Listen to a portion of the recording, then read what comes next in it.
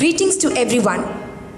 For the ASP Voice of the Expert series, we have with us today a highly accomplished manager who is greatly inspired by the quote, "No dream is ever too small, no dream is ever too big." This quote makes him see beyond the obvious and makes his clients experience certainty. He is the Vice Chairman of Tata Consultancy Services, Chairman of Tata Elxsi, and a board member of many such reputed institutions. As the CEO of TCS for 13 years, he has played a vital role in the development of the organization as a global company. Our guest of honor is none other than Padma Bhushan, Dr. S. Ramadurai. Sir, we welcome you to the Asian School of Business Voice of the Expert series. Thank you. Nice being here. Hello, sir. TCS Vision was Global Top 10 by 2010. Going forward, how do we see TCS building on this vision in the future? See, when you look at the whole vision of being on the top 10 by 2010, it just did not come on a single sentence or on a given day. What we looked at was what are the core strengths of an organization like TCS, which boiled down to competencies around people, and how do you leverage those competencies in a business model which made sense to a lot of global players. When we articulated our core strengths, and more importantly, believed with a passion that this could be translated into a positioning statement, the whole idea of what is that single statement which binds all of us together was the key theme. So when you have to connect an organization of 50,000, 60,000, 100,000, by the time I left the CEO's position to become the Vice Chairman, we had 144,000 people. So aligning to a single, simple, understandable goal, which is measurable at the end of the day, was a statement, Global 10 by 2010. Top 10 by 2010, which everybody understood very easily what it meant.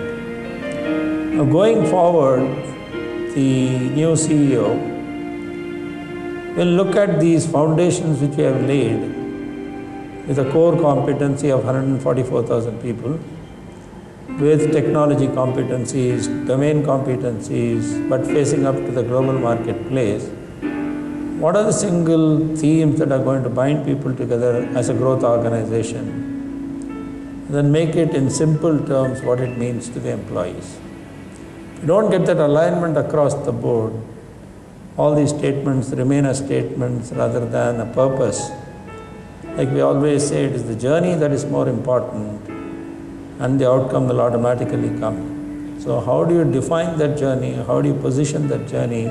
How do you motivate through all the employees that journey is what the new CEO will do, but based on very strong fundamentals of we can do it with a can-do attitude and with a collaboration which is not seen before. People make a difference, teams make a difference, and collaboration and innovation is going to be the critical driver. Sir, the conventional picture of the Indian IT industry is that of lower wages, cost cutting, etc. What do you think is the role of this industry in the future of India as a superpower towards building a strong economy? Even though the starting point with regard to the conventional thinking might have been low cost, cheap labor, that was at the beginning of the industry where every industry goes through that. Then when you embed on top of it the quality, when you embed on top of it the competencies which are absolutely state of the art, when you embed on top of it a scale which has never been seen before, and then the R&D and the innovation that is taking place, India is seen as a must destination if any corporation has to succeed in any part of the world. Without doing business with the Indian IT companies, global companies from whichever part of the world, including companies from India, would get left behind with regard to success in terms of whether they want to achieve growth or they want to have cost efficiencies. And the value addition we as an industry have provided is what they are seeking. Every single boardroom in every institution, in every sector, it looks at Indian IT industry. Is it being engaged? Is it being used? Is it being sourced? And now that has gone on a global basis where companies from India, headquartered in India, do not operate only out of India, but we in our own case operate out of China, operate out of Latin America, operate out of Europe, operate out of the US. So it is the connected world and our ability to innovate and engage with our customers which makes it happen.